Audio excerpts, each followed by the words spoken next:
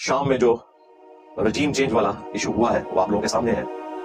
8 दिसंबर 2024 को वहां की जो डिक्टेटरशिप थी उसका खात्मा हुआ अल्हम्दुलिल्लाह।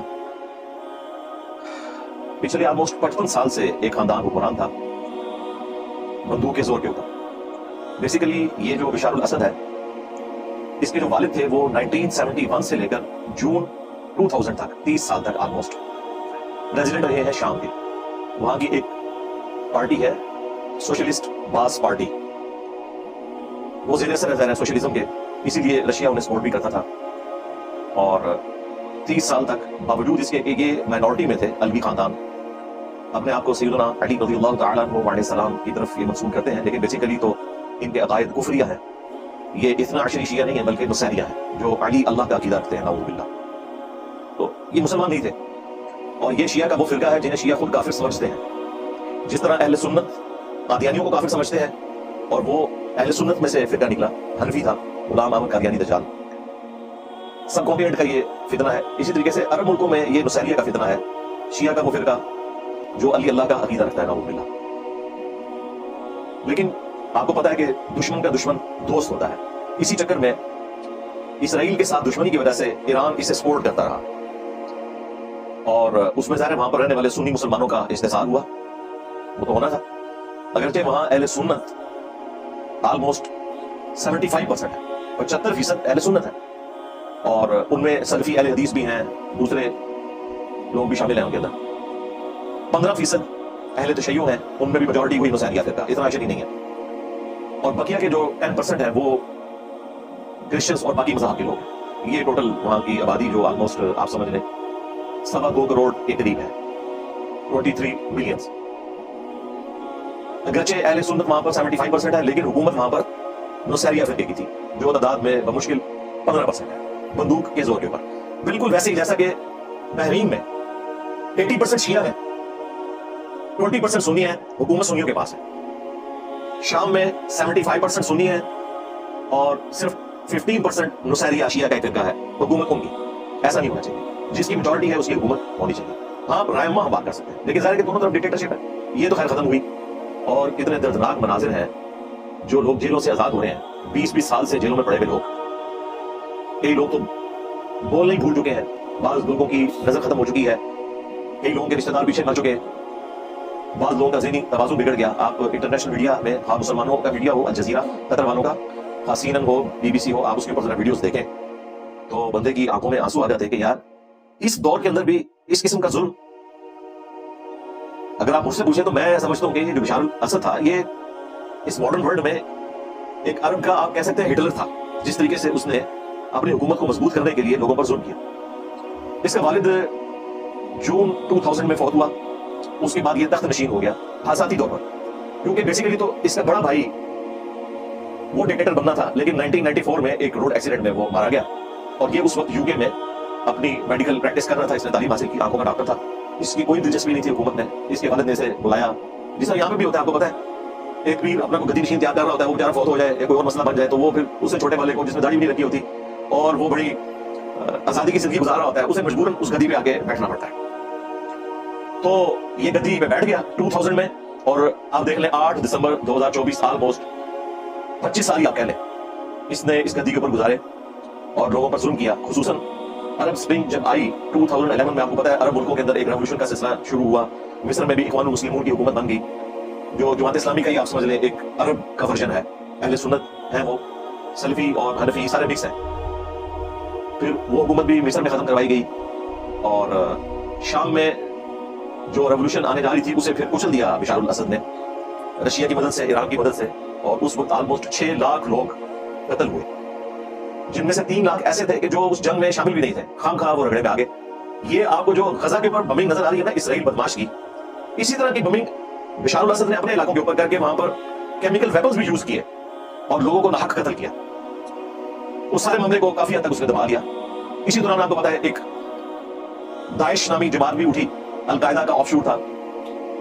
इराक में जब अमेरिका घुस गया तो वहां पर जो इराकी फौजी थे वो फिर अल-कायदा में चले गए और फिर वहां से इख्तिलाफ राय के बाद दाइश तंजीम बन गई, ISIS, अद-दौलतुल इस्लामिया फिल इराक व शाम, ये एब्रिविएशन है दाइश।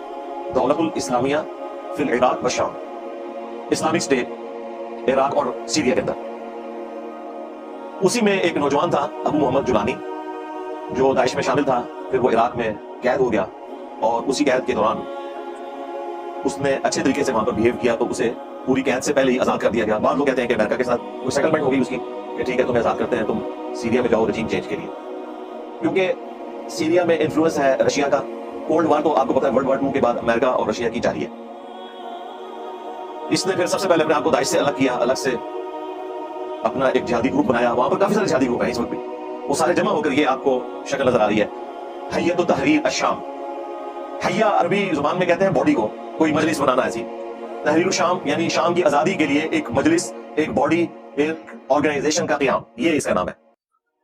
HTS इंग्लिश में एब्रिविएशन है। इसलिए आप देख रहे हैं कि अबू मोहम्मद जुलानी, जिनकी उम्र इस वक्त 42 ईयर्स है, उनका जो बाकायदा इंटरव्यू है वो CNN के ऊपर आया। आप अपनी अकल इस्तेमाल करें कि अमेरिका को मुसलमानों के साथ क्या दिलचस्पी हो सकती है कि मुसलमानों की जिहादी तंजीम का एक लीडर जिसने उस डिक्टेटरशिप का खात्मा किया, उसको वो अपने चैनल के ऊपर बुलाकर बाकायदा इंटरव्यू करवा रहे हैं और उसमें बड़ी अच्छे तरीके से गुफ्तगू कर रहा है। वो दाइश को भी ऑन नहीं कर रहा और वो कह रहा है कि तमाम मज़ाहिब को, तमाम मकाम फिक्र को यहाँ पर आज़ादी होनी चाहिए शाम में, हम तमाम को सपोर्ट करेंगे, शिया हो, सुन्नी हो, क्रिश्चियंस हो, ज्यूज हो। तो वही जो आज इस मॉडर्न वर्ल्ड में एक सेकुलर बंदा गुफ्तगू करता है, वही गुफ्तगू आपको नजर आ रही है। कोई इस्लामिक निजाम की कोई बात नहीं हो रही है और ज़ाहिर पॉसिबल भी नहीं है। इतने सारे फिरके हैं और एक फिरके का इस्लामिक सिस्टम आ गया तो बाकी सारे तो रगड़ेंगे। एक डिक्टेटर हमने भोगता है तो अगला डिक्टेटर फिर मुसल्लत हो जाएगा। अल्लाह की खैरियत करे, मुझे तो कोई शाम का मुस्तकबिल अच्छा नहीं नजर आ रहा। इसी मौके का फायदा उठाते हुए आप देख रहे हैं कि इसराइल ने 2 दिनों के अंदर 400 से ज्यादा अटैक्स करके शाम की तमाम फौजी तंसीबात को तबाह कर दिया, ताकि जो भी मुस्तकबिल में हुकूमत बने उसके पास इंफ्रास्ट्रक्चर ही मौजूद ना हो शाम के अंदर कि दोबारा इसराइल के सामने खड़ी हो सके।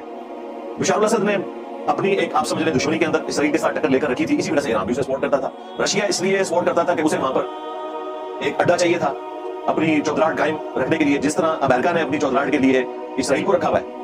तो शाम आप समझ लें प्रॉक्सी था रशिया की। मेडिटेरेनियन सी के किनारे उनको वो उन्होंने अड्डे भी दिए हैं, वहीं से आपको पता है बशार अल-असद फरार हुआ और ये सब कुछ प्री प्लान हुआ है। उसकी फौज तो आपको पता है भाग रही है, वो भागते हुए नजर आ रही है। और ये वो लोग हैं जो कहते हैं कि सहाबा किराम ग़ज़वे उहद में भाग गए थे। ये नेचुरल चीज है भाई, इंसान अपनी जान बचाने के लिए भागता है, ठीक है। उसको बना दे दिया रशिया ने, जाहिर है वो बना देंगे तो आंदा किसी को प्रॉक्सी बनाएंगे ना, अदरवाइज अगर उसको मरवा देते या बना ना देते तो आंदा कोई रशिया के लिए काम ना करता। पाकिस्तान में भी देख लें, जिन लोगों ने अमेरिका की खुशनुदी के लिए काम किया है, आज अमेरिका ने बना दी हुई है, उनको अकोमोडेट किया है। हमारे रियासती इदारों के कितने लोग जिन्होंने ख्यानतें की हैं इस मुल्क के साथ, वहां पे बैठे हुए, वो अपने चाहने वालों को दुनिया के अंदर एटलीस्ट बना देते हैं। आखिरत का मामला तो इंशाअल्लाह ताला अल्लाह ताला ने तय करना है उनके लिए, लेकिन दुनिया में वो बार कोशिश करते हैं कि अपने पाले हुए कुत्तों को पनाह दें ताकि मजीद कुत्ते तैयार कर सकें। लिहाजा ये जो अबू मोहम्मद जुलानी साहब हैं इस वक्त हय्यतुत तहरीर अश-शाम के जो अमीर हैं, ये कोई इन्होंने जंग जीत के बशार अल-असद को यहां से नहीं बुलाया, बेसिकली तो अमेरिका ने जंग जीती है। ये सारा लेटेस्ट असला उनकी ट्रेनिंग यूक्रेन में हुई अमेरिका और नेटो के जरिए, और जाहिर है कि नेटो में आपको पता है एक इस्लामिक मुल्क भी है, यूरोपियन टर्की। ये सारी उनकी सपोर्ट के साथ मामला चल रहे हैं। उन्होंने ट्रेन किया है और इनको वहां पर घुसाया और वो फौज इनका मुकाबला नहीं कर सकी। बेसिकली ये इस वक्त आप समझ लें अमेरिका और नेटो की जीत हुई है और रशिया की हार हुई है। हाँ, ये कोई HTS की जीत और बशार अल-असद की हार नहीं है। हाँ, बाहर यही नजर आ रहा है, लेकिन पीछे रियलिटी ये है। सूरतुल अनफाल में अल्लाह ताला ने फरमाया कि जिहाद के लिए तैयारी रखो पले हुए घोड़ों के साथ। उस जमाने के अंदर जाहिर है कि सबसे स्ट्रॉन्ग चीज यही थी, सबसे तेज वेपन जिसमें आप बैठ के लड़ने के लिए जा सकते थे। और सही मुस्लिम में हदीस है कि ताकत फेंके हुए हथियारों में नबी इस्लाम खुद नेजाबाजी और जो तीर चलाने की मशकें थी उनको ऑब्जर्व किया करते थे, साहबे किराम की ट्रेनिंग को मस्जिद नबवी के अंदर। और आज तक ये वैलिड है, ताकत फेंके हुए हथियारों में। आज वो इंटरकॉन्टिनेंटल बैलिस्टिक मिसाइल्स हो चुके हैं, 5000 10,000 किलोमीटर दूर आप घर बैठकर फेंक सकते हैं हथियार। किसी जनरल को तलवार उठाकर मैदान जंग में जाने की जरूरत नहीं, वो तसल्ली से AC वाले कमरे में बैठे और कंप्यूटर पर बैठ के कमांड इशू करे और अगले मुल्क का बुरकस निकाल कर आते हैं। ये इतना डिफरेंस आ चुका है भाई। इस वजह से अगर जिहाद और क़िताल के मामलात को लेकर चल रहा है तो उसके लिए आपको ये सारी टेक्नोलॉजी हासिल करनी पड़ेगी। इसी तरीके से बाज़ उलमा इस वक्त एंड ऑफ टाइम्स के हवाले से अलामात क़यामत के ऊपर वीडियोस रिकॉर्ड करवाने के लिए आ गए। आपने समझिए कोई इस्लाम के साथ कोई क्लास होता है इनका, वो अपने यूट्यूब के व्यूज के लिए, कोई डॉलर्स के लिए, या बाज़ लोग मुखलिस भी होंगे अपनी विजुअल थिंकिंग के अंदर, क्योंकि वो खुद तो जा नहीं सकते तो वो व्लॉग बना देते हैं लोगों के बच्चों के लिए। जैसे यहाँ पे भी आप देख लें, हमारी पॉलिटिकल जमातें जितनी है, इनके लीडर्स, इनका आपको कोई बच्चा किसी धरने में, किसी प्रोटेस्ट में नजर नहीं आएगा। आपने बच्चे बाहर सेट किए हैं और वो बच्चे बाहर बैठ के ट्वीटें कर रहे होते हैं, फेसबुक के ऊपर कमेंट्स कर रहे होते हैं कि आप ये करते हैं वो करते हैं। तो बड़ा आसान काम है वहां बैठ के आप इतना, क्योंकि आपने खुद तो आना नहीं ना, ग्राउंड रियलिटी तो आपने फेस नहीं करनी। लोगों के बच्चों को आप कुर्बान करें, تو اسی طریقے سے یہ دیندار لوگ بھی مجاہدین اور فلاں فلاں اللہ کے بندوں، کون سا جہاد اور کون سے مجاہدین یار، اللہ سے ڈرو. کس چیز کو تم جہاد کا نام دے رہے ہو؟ پراکسیز بنی ہوئی ہے امریکہ اور رشیا کی، سنی شیعہ کنفلکٹ ہے جس کا جہاد اور قتال کے ساتھ کوئی لینا دینا نہیں.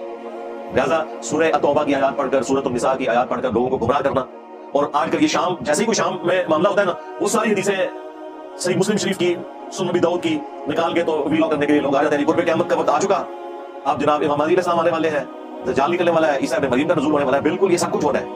یہ بخاری مسلم میں درجنوں حدیث ہیں، میری اس کے اوپر ویڈیوز ریکارڈ ہے. لیکن ابھی وہ وقت نہیں آیا بھائی، نہ اس وقت کا اس وقت سے فی الوقت کوئی لینا دینا ہے. شاید سینکڑوں سال ہو لگے، اور اللہ نہ کرے کہ وہ فتنہ ہمارے دور کے اندر آ جائے، وہ آزمائش اللہ نہ کرے. ویسے انشاءاللہ میں آپ کو اس ویڈیو میں گارنٹی دے رہا ہوں کہ دور دور تک کوئی امکان نہیں ہے. انٹرنیشنل نمبر کے مطابق مشکات المصابیح میں 5360 سے لے کر 5520 تک مسلسل یہ حدیث ہے، جس میں دجال سے متعلق احادیث، رسول عیسیٰ علیہ السلام سے متعلق احادیث، علامات قیامت سے متعلق احادیث، شام سے متعلق، امام محمد مہدی علیہ السلام سے متعلق، قرب قیامت میں جو ملاحم ہونی ہے یعنی جنگیں ان سے متعلق، فتن سے متعلق، یہ ساری چیزیں آپ کو وہاں پر مل جائیں گی. اور واضح آپ کو پتہ چل جائے گا کہ وہ ٹائم پیریڈ بالکل ڈیفرنٹ ہے. شام کے حوالے سے جو احادیث ہیں یہ بالکل قرب قیامت والی احادیث ہیں جو حضرت عیسیٰ علیہ السلام کے نزول سے متعلق اور ان کے دجال کو قتل کرنے سے متعلق ہے. اس دور سے متعلق نہیں ہے، کیونکہ اس میں تو یہ ہے کہ مسلمان جو ہیں قسطنطینیہ کو فتح کریں گے، یعنی استنبول کو. تو استنبول تو آلریڈی سب مسلمانوں کے پاس ہے. اس کا مطلب ہے کہ ترکی بھی کافروں کے قبضے میں چلا جائے گا. بیت المقدس کو فتح کریں گے، اس کا مطلب ہے کہ بیت المقدس اسرائیل کے قبضے میں ہوگا، اس وقت بھی ہے، اور آپ گریٹر اسرائیل کی طرف جا رہے ہیں. اس لیے دیکھیں انہوں نے کچھ عرصے بعد شام این ممکن ہے اسرائیل کے پاس آ جائے.